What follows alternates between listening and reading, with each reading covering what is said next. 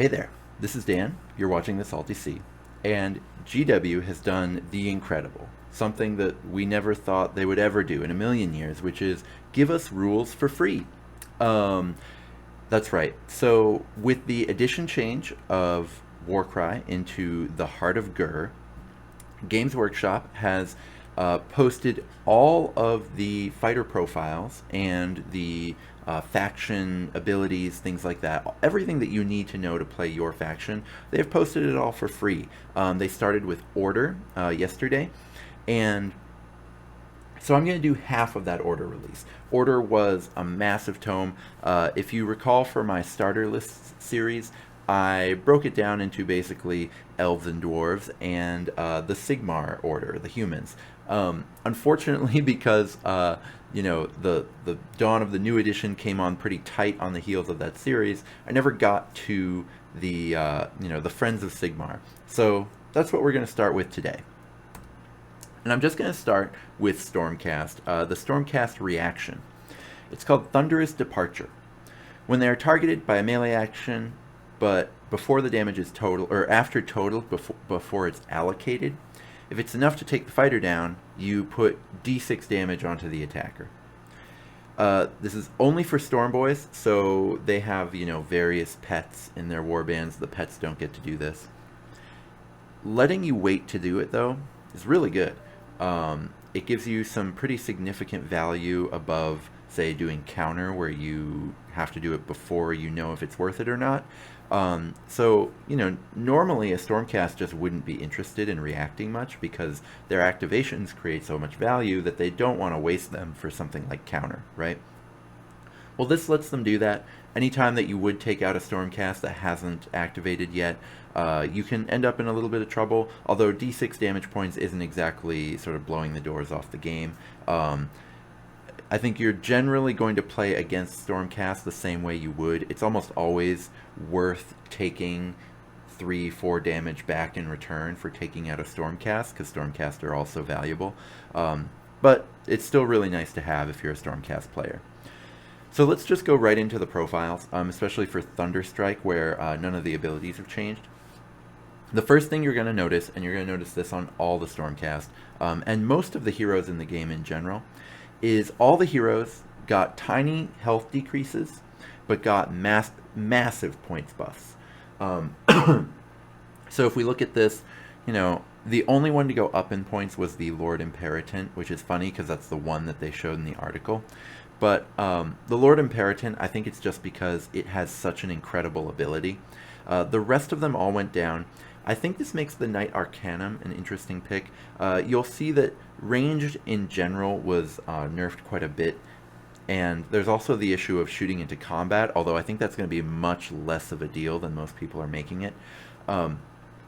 But the Knight Arcanum, because its ranged profile is untouched, and because it does a lot of its ranged damage through an ability, the fact that it went down 25 points is really nice. So I think that's a really interesting pick for 225.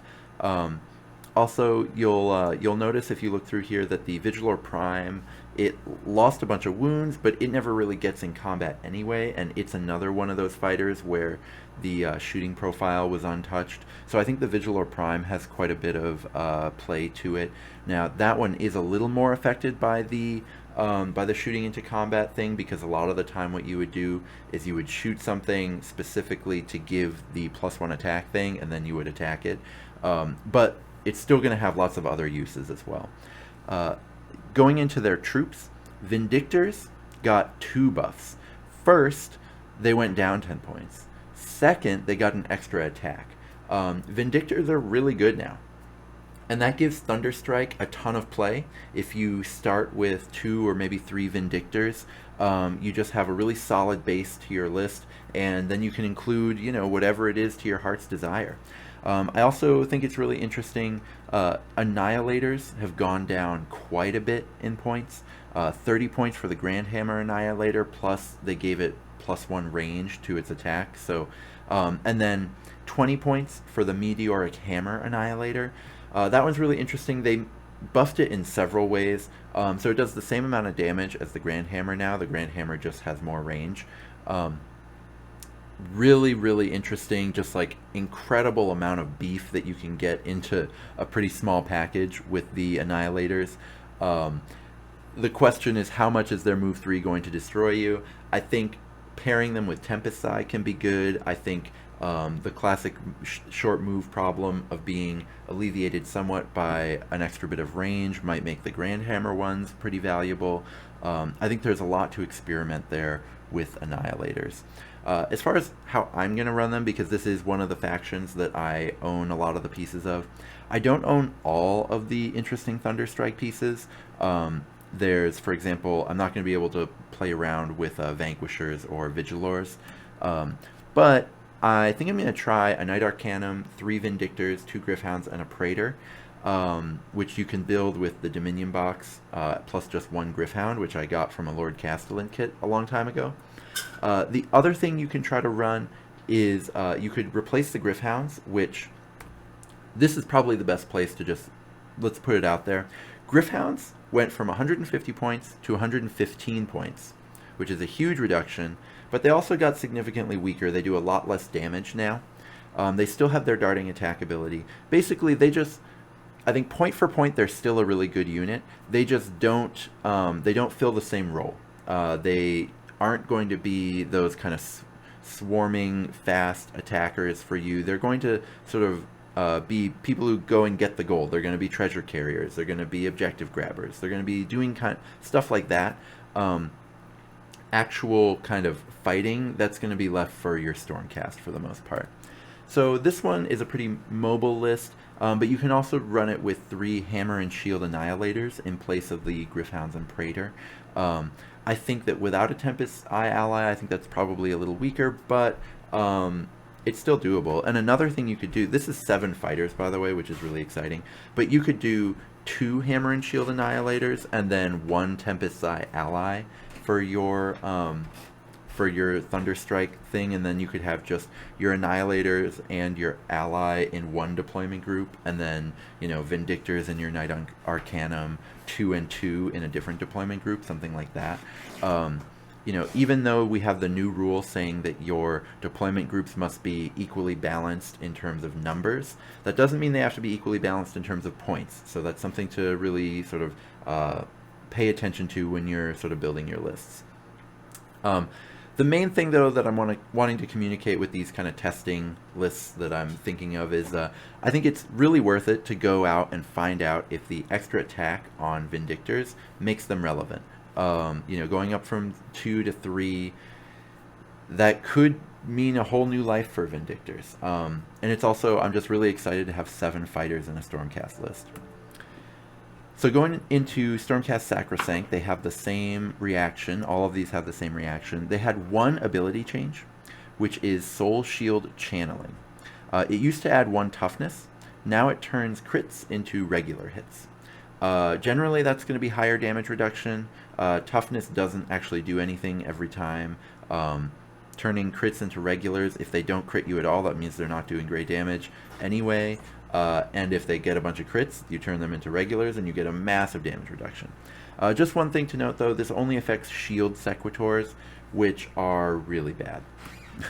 Now, if you look at the profiles, those shield sequitors did go down 30 points to being 120, but they have the problem where they didn't get the buff that Vindictors did, going down to a really cheap points cost of getting an extra attack, so they still just do 0 damage. They're really hard to kill, but you're not going to win any games with them because at the end of the day, most Warcry matches turn into you need to kill like 2 things of your opponents while stopping them from killing 2 things of yours. Basically, everything that's not an objective game, that's what it is. All the area control ones, it's really just getting 2 kills and preventing 2 kills. All the treasure ones, it really is just getting 2 kills and preventing 2 kills. And obviously the hunter ones are that way too. So sequitors just, they're tough, and so on objective missions they're probably one of the better things Stormcast can do, but in terms of actually sort of winning treasure missions, winning hunter missions, they just can't do it. However, so one of the big Sacrosanct things was Thundercats before. Well, the all 4 Thundercats list is dead now, but they added an attack to to all the Thundercats. So they are absolute monsters now. But they are more expensive. So, the Evo Prime went from from 280 and 295 to 330 and 315. And then regular Dracolines also went up, but they are much, much more powerful, sort of each one for each one. So I think they're better as just having one in your list, probably now. But having that much power with that much mobility is just incredible in almost every mission type. They're going to be really interesting as allies for factions that can flood the board with a ton of fighters. Having really good Dracolines just running around being supported by lots of chaff as an ally is going to be really powerful.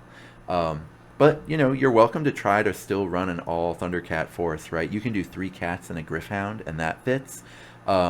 Obviously, you're losing a lot because you don't have 4 of these cats, but each of your cats is much more powerful now. So it's possible that this functions almost as well.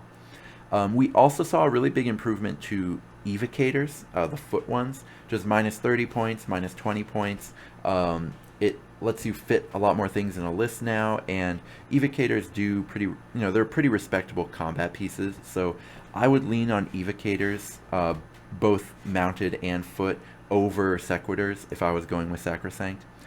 Castigators, unfortunately, were nerfed really hard, which is too bad because they were pretty good before, and they were really nice to have. But I don't know that you can make them work.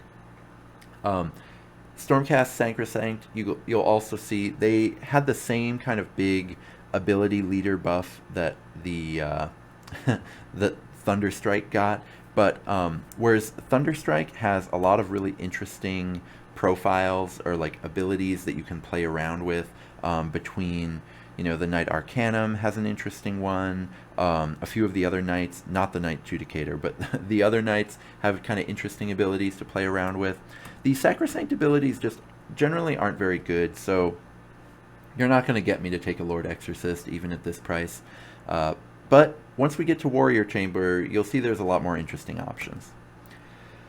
So Sacrosanct, another one of the lists that I have a lot of the pieces for. I'll probably try out a Thunder Prime, 2 Gryph-hounds, and an Evocator at some point. I just want to see if Thunder Primes are the monsters that I hope that they are. I still think that they're going to be really, really powerful, even if they're not performing the same role that they do now, right? Right now, you can obviously have 4 of them, but the other thing is there's not so much pressure on each individual one to single-handedly carry the day. Here, your Thunder Prime with Grand Stave needs to carry the day on its own. So I'll be interested to test that out to see if it's possible to make that work. To be honest, I don't have high hopes. I think Evocators, they dropped a lot, but some of the other Stormcast foot troops dropped, I think, a little bit better in points. And so I think as far as like the best Stormcast backbone to a warband, I don't think Evocators are it. Let's get into Stormcast Vanguard. I'm going to use Sacrosanct pictures because Vanguard doesn't have any good pictures of them on the internet, so that's their fault. Warning Cry was reworked into a reaction. It triggers on an enemy fighter moving within 6 inches. It's nice because it saves you dice, but it is harder to use, and it's possible for your opponent to play around it, so I would say it's a rework, but I do think in practice it'll mostly be a nerf. Rapid Fire was reworked. It now adds 2 attacks instead of half of the dice roll. The EV is the same. Star-Fated Arrow was nerfed. It deals less damage on 2 and 4 now. It's the same on 3, 5, and 6. You'll see here, someone just hates Knight Venators. They got significantly weaker to multiple parts of their stat profile. They went up 15 points. Their ability was nerfed. Somebody bullied someone in the GW offices using a Knight Venator, and this is what happened. I feel so bad for whoever was hurt by this Venator, but did you have to retaliate that bad? Oof. Other things, though, are kind of interesting here. So Vanguard Hunters became a really nice flexible piece, the way you can kind of move them up into combat. You can shoot with them. There's, they're dropped enough in points. 35-point drop is a lot. They dropped enough in points that you can do a lot of really interesting things with them. However, other than them, I think that your options have really gone down with Vanguard, mostly because of the massive Aetherwing buff. I think, so it's being hit twice here. One is the speed has been buffed or nerfed in general, right? So they were probably already going to hike it up from 65 points. The problem is, I think that Games Workshop, when they changed Warning Cry to a reaction over a dice roll, I think that they thought that was a buff, and that Aetherwings needed to pay for that buff in their points. I think that it was in fact a nerf, and so I think Aetherwings could have stayed at 65. Essentially, you want to hike their points because speed is being hiked up, as it should be. Speed was way too good in first edition. But then I think you would want to drop them down again because you've nerfed their ability. So I would have liked to see them stay at 65, but instead they've gone up to 115, and you cannot play even one of them now. However, you still got some things, right? So the Knight Azeros was an incredible competitive choice at 250 points. At 260, you're still taking it, even with 2 fewer wounds. You're still really happy to take a Knight Azeros. So anyone who built one of those, don't regret it. I think even though I don't like Vanguard anymore, you can do it, right? A Knight Azeros with a bunch of hunters is absolutely doable. I think it's even more interesting as an ally choice, right? Dragons are, like, I've looked at the missions, I've looked at, or at least like the ones that they've shown for free online. Dragons are just going to be just as good as they ever were, if not better. 4 rounds, missions with things to do all over the board.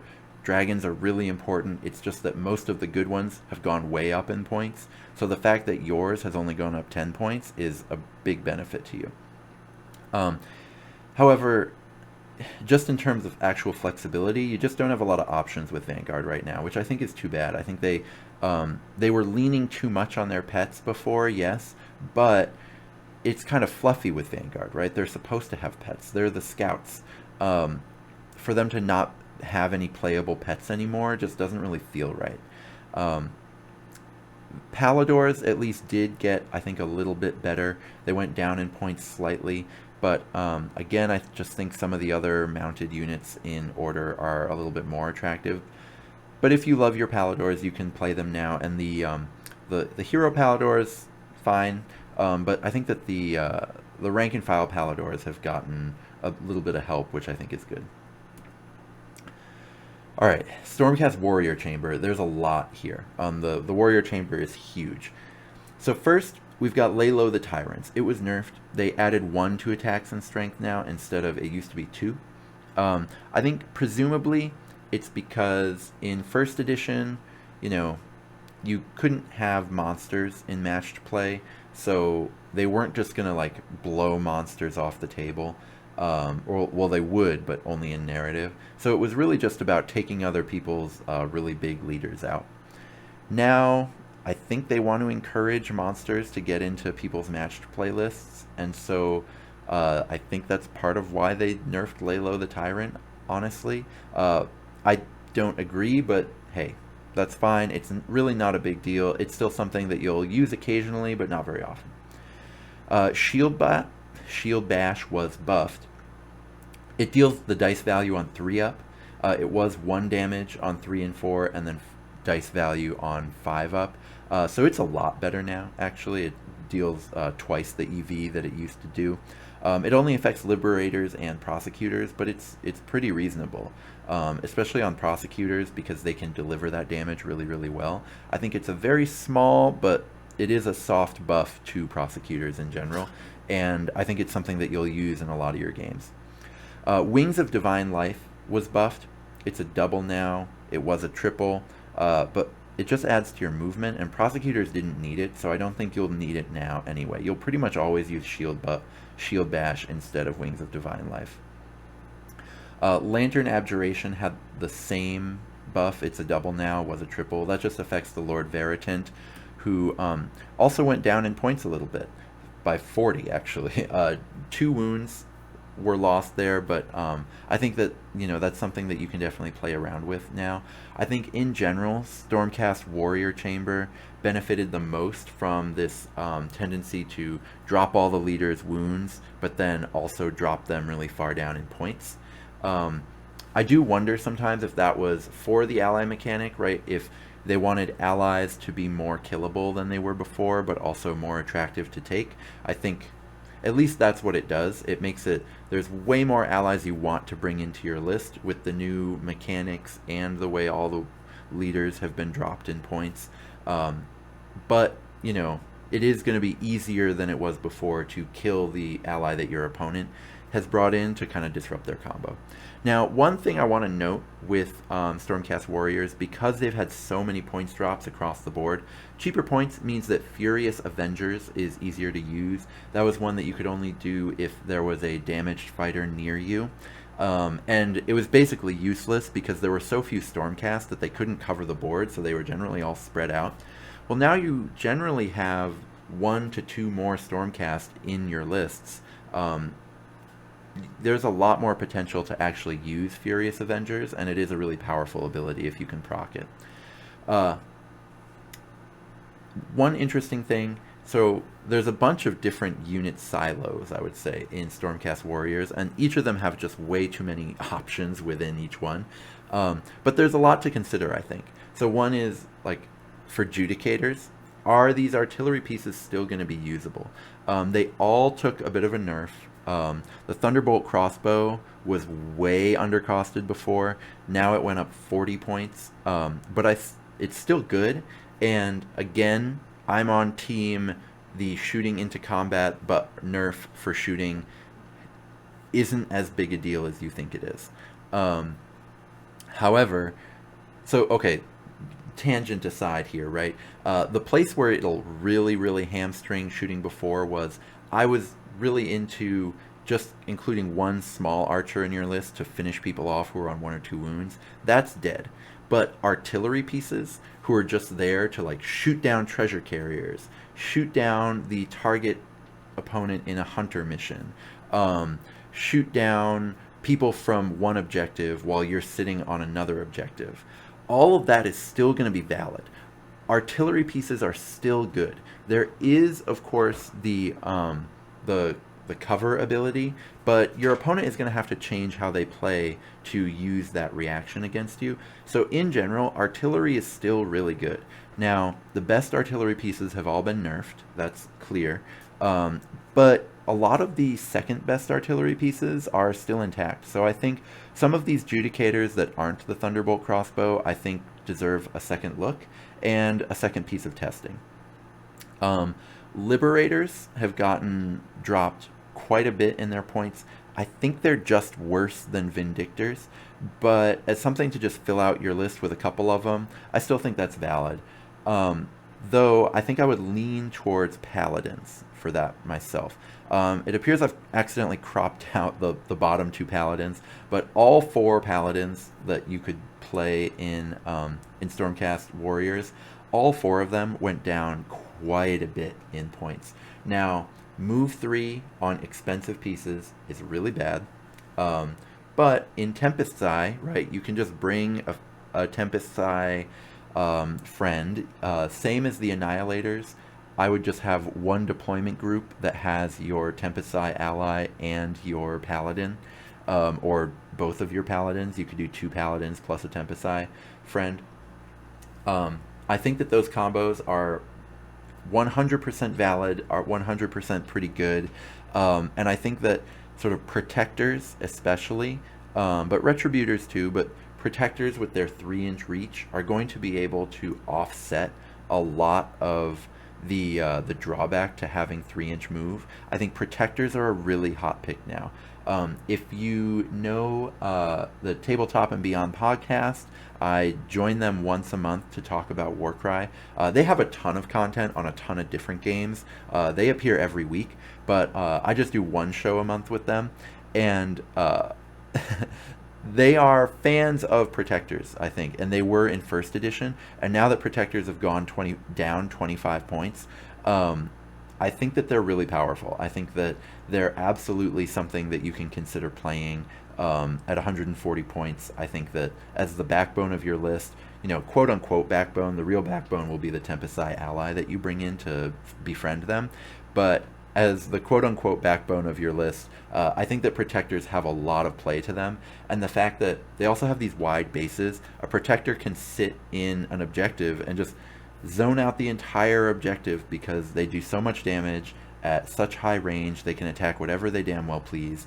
They're going to be really good. And then also they can engage at a long distance, which means that your artillery piece can still shoot into quote unquote combat, because your protector can go attack something, and then unless it's come and closed the distance with the protector to then fight it, you'll still be able to attack it with your judicators. So I do think that there's a lot of play in Stormcast Warriors, even with their best fighters having been nerfed.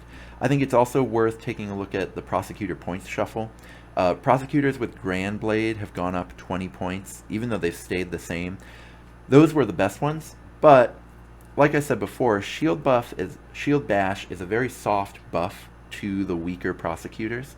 So I'm interested in trying out some of the other ones. Paired Hammers, I think, is worth trying out. Hammer and Shield is worth trying out. Having one Prosecutor in your list, I think, is valid. I think the days of wanting to have two, of wanting to start with a Prosecutor Prime and then go into a Prosecutor Grand Blade, I'm not sure I would do that. Now, it is worth saying, so Prosecutor Primes, they went down 5 points, which honestly I think is a ton. But they did go down in points, so having two Prosecutors, you've essentially offset your points, right? A Prosecutor Prime with Hammers and a Prosecutor with Grand Blade, it's only gone up 10 points, and you have 5 fewer wounds in total, but it's still very possible to do that as just a little bit more than half your list and then fill things out elsewhere. You can absolutely try that if you want to. There's some really cheap allies too that you can bring in and have them just as chaff models to cover your Prosecutors and maybe try to buff them a little bit. So there is a lot you can do with Prosecutors, but note that they weren't sort of hugely buffed the way Liberators and Paladins were hugely buffed. So you're still playing a first edition game there, but it's possible that this Paladin and Liberator buff, you test it out and you decide that it's not enough of a buff, and so then you want to try out going back to kind of the more first edition paradigm with them. Now, cities of Sigmar. First of all, there's way too many cities of Sigmar. Sigmar needs to calm down, but they all have different reactions, so let's just talk about them, right? Hammerhall. When they're targeted by a melee attack action, but before the hit rolls are made, add 1 to toughness. This is occasionally going to be useful only when you're right on the borderline of whether you would die or not, right? If you know you're going to get killed from an attack action, you want to counter it. If you're not sure if it'll take you out or not, that's when you want to use the Hammerhall reaction. If you are pretty sure you're going to survive it, then it's never ever worth it to do these damage reduction things, because when would you trade an entire action for just a small 1 to 3 point damage reduction? You would never do it. Living City. When they're targeted by melee, but before the hit rolls are made, you decide that after that action you're going to make a bonus disengage.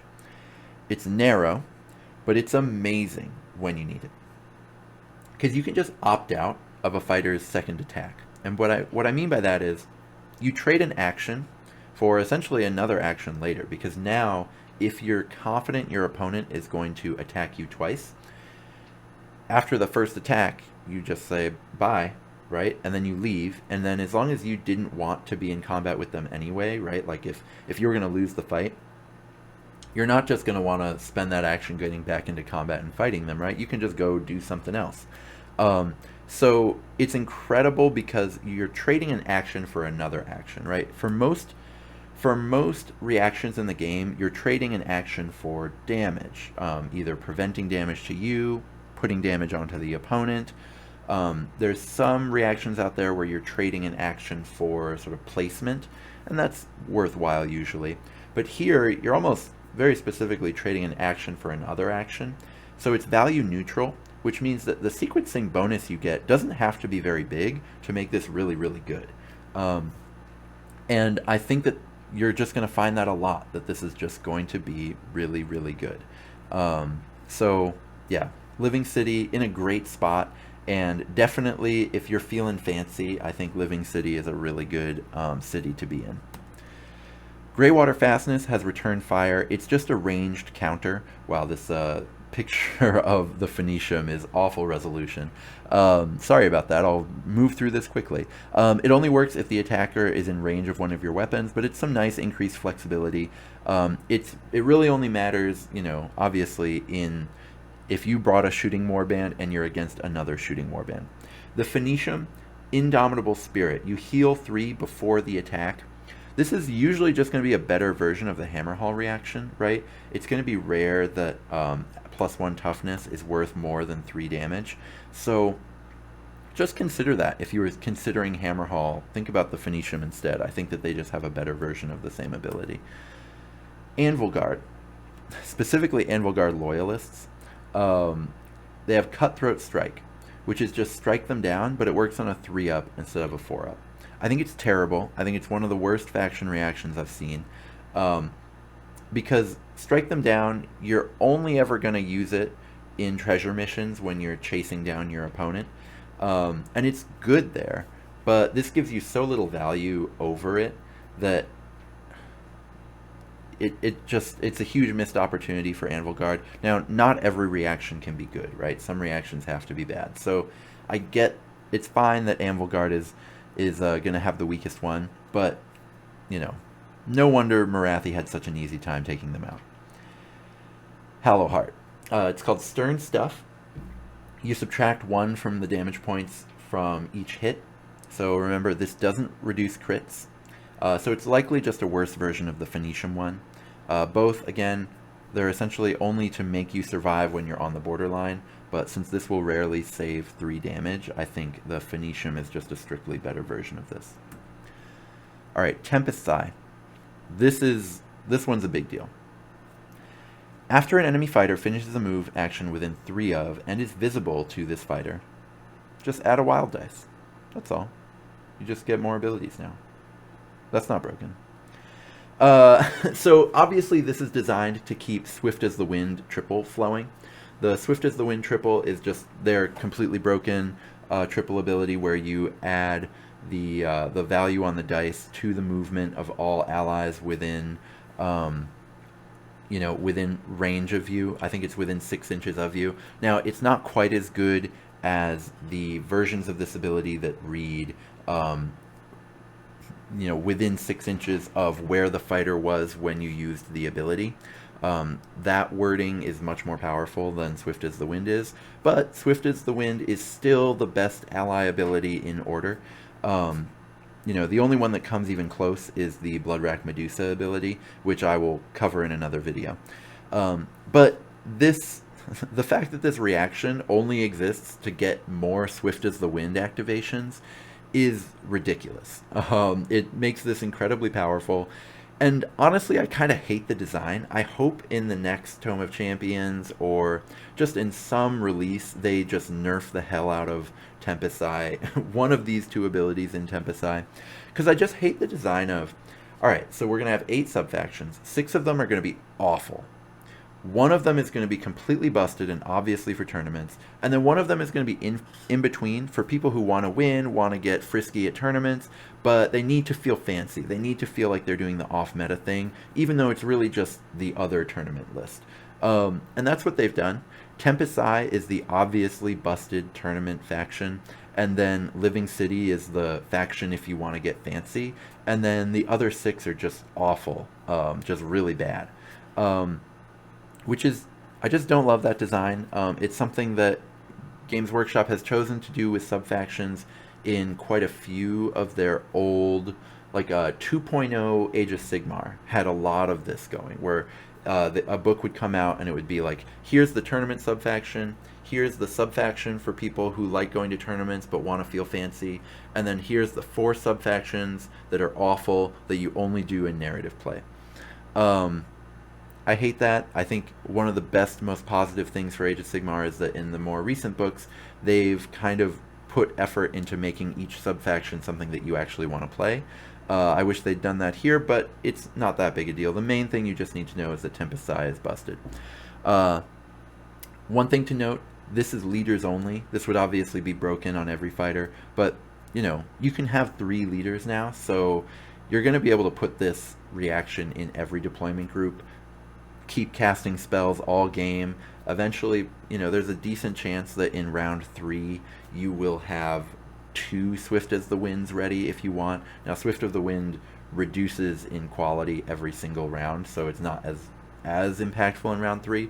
But really what it mostly is if Tempest allies are going into a faction that has a good triple, for example, Tempest allies in Daughters of Cain with that Bloodrack Medusa, it just lets you kind of spam whatever triple is in your, you know, you can have Swift as the Wind in one corner of the battlefield and also your faction triple in the other. So yeah, this is really, really powerful. Alright, so I want to talk about the profiles, and there are simply too many profiles in Cities of Sigmar for me to go over all of them. However, I just want to get the highlights, right? And the first highlight is the Dwarf Party. All of the Dwarven leaders, they lost a few wounds, but they went way down in points, right? Going from 185 to 155 is huge. Going from 150 to 120 is huge, right? All of these 30-point drops are massive. The Old Guard, I think, is a really good pick for just like a cheap leader who can cast Swift as the Wind. But then you also have a lot of pretty big reductions in the troops. Now, gyrocopters and gyro bombers were awful before, so dropping them this many points makes them into really nice little mobile objective grabbers that can actually kind of get in a fight once they're there. I still think I wouldn't really be that interested in them, but you know, they're playable if you want to play them, like in casual play. And then a lot of the, you know, stunty dwarves I think are a lot more playable. Ironbreakers and Longbeards I think are a lot more interesting than they were before. So yeah, if you are a dispossessed player, this is hugely positive news for you. On the other side, if you love elves, elves were too good generally, just like across the game in first edition anyway. But you know, it's a real mixed bag. So for example, Eternal Guard have gone down in points. They're pretty decent now, but most of the Wanderers have really been hit with a nerf bat. Now, a lot of the Wanderers were already awful. So, for example, the Sister of the Watch was completely unplayable before. It's still unplayably bad, but it did get that 15-point drop. Wild Riders are glass cavalry, but they actually do damage now. You know, the Wild Hunter losing a whole bunch of wounds, but then getting +1 attack, I think is kind of representative of what this is. I think in general, just Games Workshop is wanting cavalry to feel more impressive in this edition, and I think they get there, although these are not the cavalry I would pick. But I wanted to just show them as an example of how a lot of Move 5 things have kind of taken hits. I think, you know, the massive 4-wound drop hurts more on these really low armor, high mobility pieces because they're just so much more killable, right? And then also just the points drops on them, like the Eternal Warden, are just like much, much lower points drops than they are for the dwarves. For example, the Nomad Prince losing 4 wounds and then going down 5 points. You know, I would much rather have 4 wounds and pay 5 points for it on a Nomad Prince, but you know, that's what you get. So in general, low armored elf leaders took major nerfs. The Assassin went up points. The Nomad Prince lost wounds but went barely down points. So things, yeah, generally stayed the same. All of my ally recommendations in 1.0 out of Cities of Sigmar were elves, though. So this makes some sense. I think in general, harming elves and helping dwarves improves the internal balance of Cities of Sigmar by a lot. But it's going to be really, really hard to keep your elven leaders alive in this edition. They're just incredibly killable. They have low armor. There are some subtle there's some subtle changes in how some abilities are worded, how certain rules are worded that make toughness matter a little bit more now than it did in the previous edition. And they're making adjustments to toughness points as if the previous edition is teaching them a lot. So I think Toughness 3 is going to feel very fragile in this edition. Cavalry was just completely shuffled. Games Workshop's clearly just not happy with the state of Cavalry in first edition, and they're just wanting to just upend all of it and just start from scratch. So they're experimenting wildly, which means in your testing, you need to test any Cavalry that you played before. You need to test it as if it's a brand new unit. Humans, I didn't show an example because they just ended halfway between elves and dwarves. So it's just, if you know what the elves changes are and you know what the dwarves changes are, just split the difference and you've got your humans. I did, however, and there's some humans here, I did, however, wanted to talk about chaff changes. So Cities of Sigmar used to have a lot of really awful, sort of not quite mid-range. They were still cheap fighters, but they were just really bad cheap fighters. So I'm looking at you, Dreadspear. I'm looking at you, Hammerer. And all of those terrible sort of heavy chaff or expensive chaff fighters, all of them got huge discounts to become chaff fighters. So this list, I think, is the complete list of things you can make as the backbone of your warband in Cities of Sigmar, and do it with a straight face, even in a competitive game. All of these, I think, are playable. Maybe not sort of tier 1 tournament playable, but all of these are sort of very playable and will give you a very functional warband. And that's maybe quadruple the options of what you had, probably just triple, but way more than double the options that you used to have in Cities of Sigmar, which I think is amazing. I've seen a lot of people pretty upset with these changes. A lot of the upset folks are either, you either sort of look at something like the ridiculous Tempest Eye ability changes, or you look at, maybe my favorite fighters are much worse now. But if you're a Cities of Sigmar fan and you are looking for a solid casual play warband, you don't care, you're not going to go to tournaments, but you still want to have something that works well, man, was this edition good for you. The internal balance of Cities of Sigmar it's just like a whole new world, and it's just a much better faction than it was before in terms of actually playing it on the tabletop. All of these are going to create really nice, fun warbands if they're your rank and file troops, and that's just such a great place to be. So deciding which fighter from this list is the #1 fighter that I'd want to put in a competitive Cities of Sigmar warband, that's for another video. But right now, it's just time to, I think, celebrate the improvements to balance and the improvements to just sort of playability and quality of life that you're going to see as a Cities of Sigmar player. Final note. CoS, their main role is as an ally in Tempest Eye ally. So let's just do just a quick list of some of the sweet allies to watch for inclusion. This is not going to be a list of the best Cities of Sigmar leaders. Taking just a really points efficient ally is totally fine, but I wanted to call out 3 fighters that I think synergize really well with casting Swift as the Wind. The first is the Dark Rider Herald. It's 195 points, but move 10 lets you put the ability anywhere, and it also has a bonus disengage to stay alive if necessary, so that you'll still have the ability in future rounds. It's really hard, obviously, to do your double for a disengage and then pop the ability. You'd have to double, get the bonus disengage, wait, hope they don't catch up to you, and then you run away and do the ability somewhere where you need it. Now that is actually playable, right? If you're in combat with something that moved and attacked you to get into combat with you, you can disengage, wait, and then you can run and use your ability. But in general, I just think the utility on the Dark Rider Herald, if you don't mind having a slightly more expensive fighter, it did get more attacks, so it is sort of a respectable fighter on its own now. I think it's really valuable and really good as sort of a cavalry option for Swift as the Wind. Guardmaster, same as before. It, you know, it was 125 points, still 125.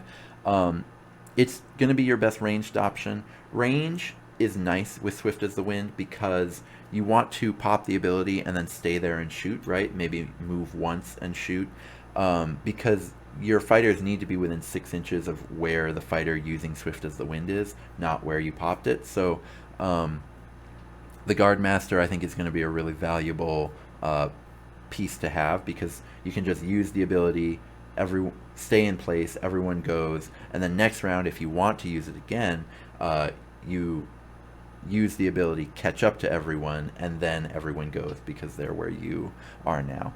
So the other one is going to be Old Guard. 110 points is very cheap. Toughness 5 and 16 wounds helps you keep it alive. It's really hard to kill a T5 16 wound character in the first round, right? So like Adjudicator shooting twice usually isn't going to kill it. And the M3 doesn't matter anymore because you're too fast and too furious. You're using Swift as the Wind. It's not move 3, it's move, I don't know, 8, move 7, right? So your Old Guard is really, really good as just a piece to cast Swift as the Wind. That's probably what I would choose most of the time. You can look, the Black Arc Reaver is an elf piece. It's also 110 points, but it's toughness 3, 12 wounds, and 5 move. You don't need that 5 move on a piece that's just here to cast Swift as the Wind. And so it's just way easier to kill. Toughness 3, 12 wounds, again, toughness probably still the least important stat, but much more impactful than it used to be. And it's going to be just much more important this season, and I think T3 12 wound heroes are just going to feel trivial to push off the board, whereas, you know, T5 16 wounds is going to have a little bit of staying power.